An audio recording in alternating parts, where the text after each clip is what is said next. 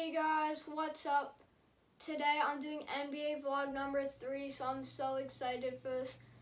And the last one we didn't get as much views as I'd like, but the first one we got a ton. So let's just try and keep that upwards. And yeah, let's just get right into it.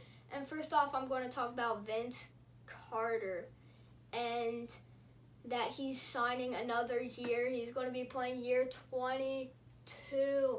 That is just insane to me that he's playing that much years in the NBA.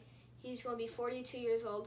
And what's really insane is that he is going to be playing in 4 different decades. He played in the 90s. Of course, he's the last player to be playing in the 90s.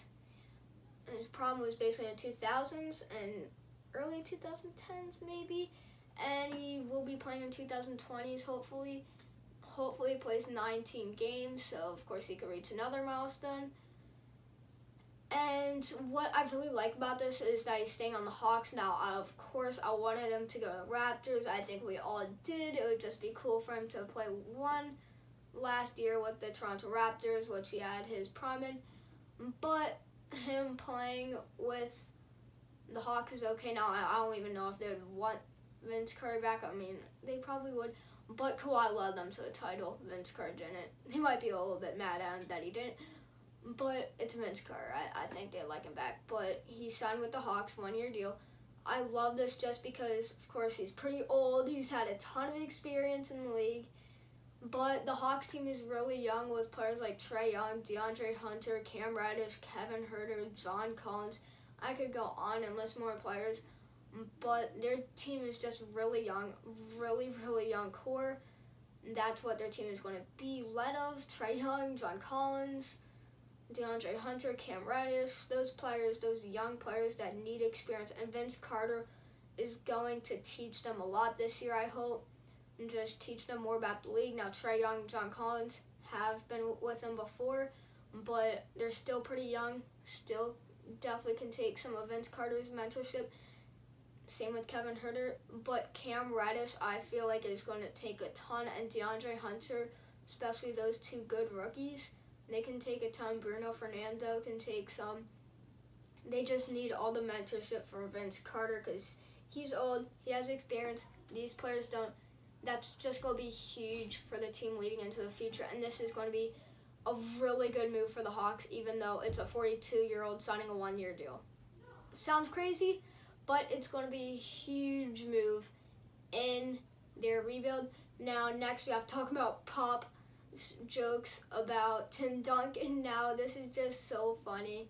Coach Popovich, of course, he made some jokes about Tim Duncan because he signed him to a coaching deal, and Steve Kerr also made some jokes. So Tim Duncan, yeah, is one of the assistants for the San Antonio Spurs, but Steve Kerr was like, oh, he doesn't know anything about coaching, which is just so funny, and Coach Pop agreed with it.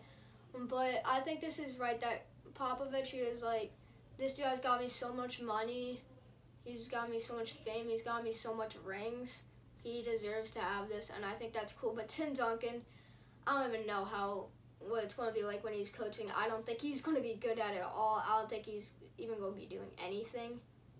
But it's Tim Duncan, it's a really cool thing. And let's talk about the Team USA and Team Canada. Now, Team USA, of course, they've had some more dropouts, and CJ McCollum said something about that why would you want to be the face of a losing team? But I think he's wrong. Like, he was somebody that dropped out, but I think USA is still the favorites to win it because you still have players like Kemba Walker, Jason Tatum, a lot of young but good players. Now, they might not have experience, but they still have a ton of good players, ton of skilled players, way more than any other teams.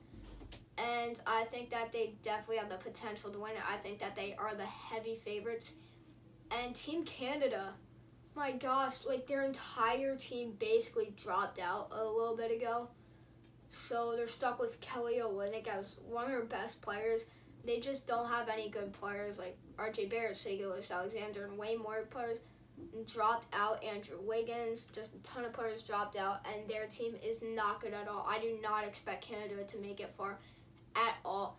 And Giannis actually said something about him winning the title. He says that he'd trade the MVP for a title, so he's going to be going all in. And I think this might be a little bit bad for the Bucks. He could get injured, which would just absolutely ruin their season, could ruin his career. I don't know, but hopefully he stays healthy, just hopefully. And the last thing to talk about is what Klay Thompson said about the Warriors.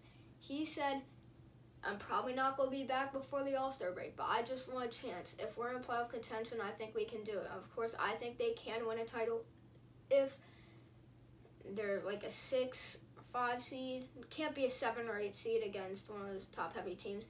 Just not against the Lakers, not against the Clippers. I think they can win the title. Why not? Maybe against the Rockets, because they're James Harden's kryptonite.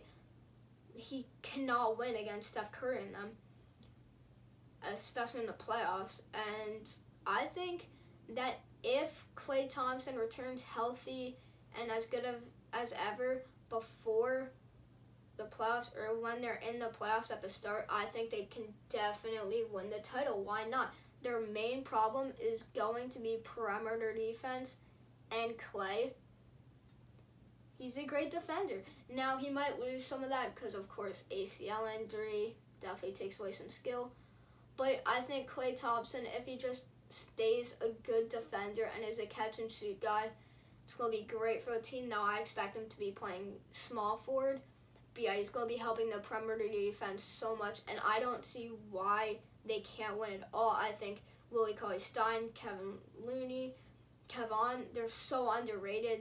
Definitely an underrated pickup with Willie Cauley-Stein and some players that they got, and I definitely think that they can win it all. I don't see why not. But guys, thanks for watching. Please subscribe to the channel, turn on post notifications, and like the video. Just smash that subscribe button, okay? Yeah, again guys, thanks for watching, and peace.